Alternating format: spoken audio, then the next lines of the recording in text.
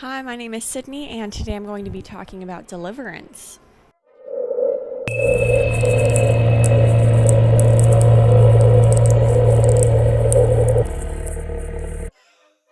Two nights ago, I watched Deliverance. Today's video is just going to be a little bit of an off-the-cuff review, nothing too deep and analytical, more of just a what did I think and a few questions. Going into this film, I didn't know what it was about. I had no idea what the plot or the premise was. The only thing that I did know going into it was Burt Reynolds. I knew he was in it. I had seen an image of the Banjo Boy. And the other thing I guess I knew that it was supposed to be perhaps disturbing at some moments or really intense, disturbing overall. While I don't think this film was actually disturbing, I do see how perhaps at the time that it came out, it could have been seen as that. Now, moving forward, I'm going to be including spoilers, but this movie's so old that, go watch it first. It's been out, So what really it makes this movie disturbing is I have to be, cautious with my word use because of YouTube and getting flagged for things or demonetized. But, the SA scene against Chubby. And I thought that they did a really good portrayal of that, in that it's weird that that Deliverance is considered so disturbing. I think particularly because it's violence of that nature depicted upon a man, and that is so rarely put on film, and it is just as prevalent, I'd almost argue, as female violence of that nature, and it's rarely captured in storytelling and film.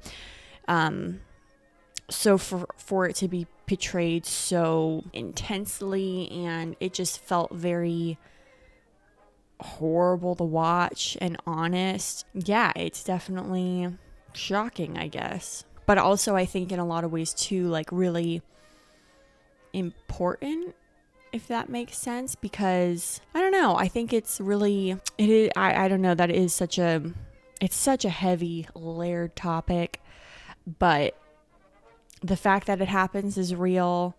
The way that someone has to process that is very real, and we only barely get a glimpse of what that processing looks like.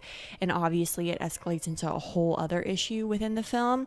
But for the character who it happens to specifically, at one point you can tell he kind of just wants to move on and bury the issue at hand, because the stigma around that happening to men is a lot different than it is to women, and there's a lot more shame associated with it, which there absolutely should not be. So the fact that these incredible actors, and I know at the time they were a little less notable, for that character, for I think his name was Drew character, I believe it was their first films I read, and Burt Reynolds at the time wasn't quite the legend he is known as today. And then John Voight, same, I think he was just coming off of a flop. So I think these actors were so successful in conveying a storyline that is a bit taboo but very, very real and should be told. So one thing that I definitely got wrong about this movie is that I thought it was going to be so much deeper of a conspiracy than it actually turned out to be. It really was just this assault that took place with the two men on the mountain, on the hill. They killed the one guy. Toothless man got away. They're just trying to get down the river, get off of this trip. They get the toothless man, and then pretty much they're home free. So it's a way more simpler story than I thought it was going to be. And then obviously Drew, the whole Drew thing, which I'll get to in a minute. But the way that they introduce the mountain men in the film, there's something that feels sketchy. And I think that's because of my expectations with seeing other films like The Hills Have Eyes or something. You see these very stereotyped people, and I thought, okay, Are they going to be crazy? I mean, obviously 2 of them are, but like in the community within itself, you know, I thought maybe there was going to be some conspiracy that they were going to lure these people here. And I actually love that they kind of break that. So there's a little bit of a torn perspective here for that community. You know, I did read that to this day there's negative stereotypes. It really projected this negative hillbilly stereotype. And the community where that film was made still suffers in some ways from that stereotype that's been projected, or at least those who don't like the film because of that. Some people just really, really reject and find that negative stereotype very offensive. They find it very offensive. So when seeing the film, for sure, they're like implied as being inbred and uneducated, but then you see Banjo Boy and you're like, dang, like he's got major skills. Anyways, but in general, there's like a very, I'd say, negative depiction of them, socially awkward, you know. But at the end of the day, in the film, I think, you know, for them having those qualities as a community that they've depicted, most of the characters in that community, totally fine, nice people. I mean, I thought for sure, because I'd seen Banjo Boy just through imagery online, like he looked familiar. And then when they first started their river trip, he was standing on the bridge. I thought for sure, like, oh, this little kid's gonna be a creep. Like, I thought maybe during one of the like violent incidences, like he'd be in the corner just watching or something. Like, I thought that was gonna be a whole. It was nothing. It was literally nothing. They hired the 2 brothers to move their cars down to the end of the river for them, so they'd be waiting when they finished their trip. They were there waiting, totally fine. Like, what an honest, decent people, you know?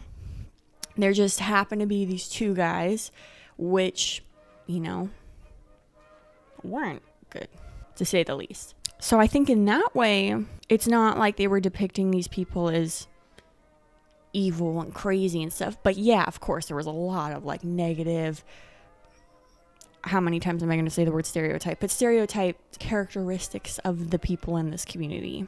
So yeah, I get that. I did read though that the actor who played the Banjo Kid like loves the film. Like, there are people in that community that love and embrace it, and it's part of their culture and community, and you know, so there's like split perspectives to this. I think other films have done far worse as far as depicting certain communities like that. And anyways, let's get to Drew. I was a little bit confused and thought that it would be more of a question, you know, floating around on the internet about what actually happened.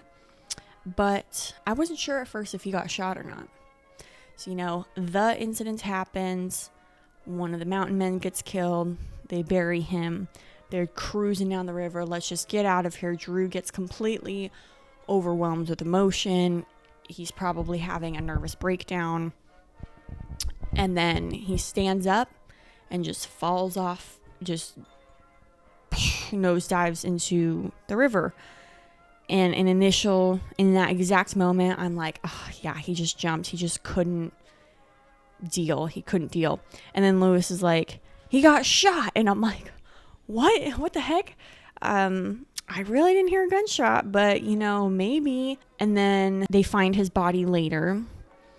And, you know, upon initial inspection, they could not find a bullet wound. So I was like, okay, so he did just jump. A little bit confusing, a weird narrative going on there. I think it's that moment supposed to say more about Lewis than it is about what actually happened. I think Lewis in the film, Burt Reynolds' character, is just kind of an a-hole the whole time. I think he was just feeling very paranoid in that moment. It's weird because he's kind of the one like he becomes like the leader of the pack and is the one who really pushes to bury it, the body. And then yet I think he is in some ways maybe the most insecure of the characters. I mean, it's pretty obvious, when they're just driving to the river in general, he's like driving super fast. He's got a big ego complex thing going on there, like macho guy thing going on. And so, yeah, I guess that was just a moment of paranoia about the guy who got away. But what is weirder is that they're like, yeah, he's up on the mountain shooting at us. And then it turns out he was up on the mountain when Ed, John Voight's character, goes up there. So I think storytelling wise, it's not the smoothest. I think it's more like profound and emotional and like a better choice storytelling wise that Drew does just fall in. It's like so tragic, or if he just would have gotten shot. But him falling in doesn't necessarily totally tie in though to the idea of the second man trying to like hunt them down. So I don't know that he was really trying to hunt them down while he was up there. I think he just happened to be up there when Ed climbed the mountain, which is my biggest issue with the whole movie is that what was that? What the hell was that? So obviously they filmed those scenes during the day and then put some sort of filter or whatever lens on the footage to make it appear that he was climbing at nighttime. But boy, does that not age well. I'm like, did that even look good for the time? Because man, the filter even like goes into his face in some parts. It's a little crazy. But part of me is like, has to be lenient on that because it's 1972. So it's hard for me to understand what the standards are for back then. But for today's, it's like real rough, that scene. And also it felt like that scene lasted a long time. Aside from that, all the other effects in the movie were really great as far as the, arrows in the bodies. And, we have Mr. Ronnie Cox's Drew over here with his arm like that, which I read also was just his arm because he's double jointed or something and he can just, dislocate his arm essentially. So and they were like, great, looks cool, do that. That looked good. Yeah, so I don't know. Nothing else stood out as being majorly bad about the film at all. It's amazing how they were able to film those whitewater rafting moments throughout the film. It's pretty crazy. It's pretty intense. Lewis's broken leg looked really meaty, but it wasn't enough for me to be like, oh, like that sucks, that looks bad or something like that. Like it was good enough. I take it. I felt though overall the film didn't really meet the expectations that I had set upon it, which is probably my fault. This film I'd heard, there's so many like I've just known about this film, if that makes sense. Like it's such a big film. It's got these big actors. I've heard it's really intense. There's obviously the dueling banjo song, which is always associated with this movie now. And I just think that the storyline didn't quite meet my expectations. I thought something about it was going to be a bit grander because at the end of the day, Bobby, Lewis, and Ed just kind of get away. And I don't know.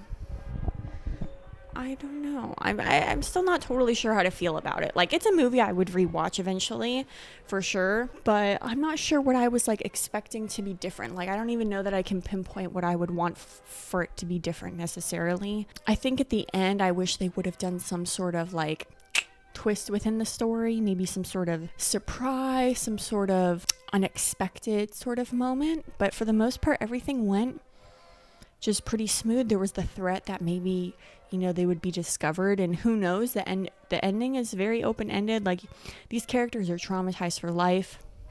I think when Bobby and Ed, leave to separate and go home, and I think one of them says, like, I think it'll be a while, like, till we see each other, like, we need some time. In my head, I'm like, watch them never see each other again after that. Like, too traumatic, because they're going to be the only ones that know what happened to Bobby, to Chubby.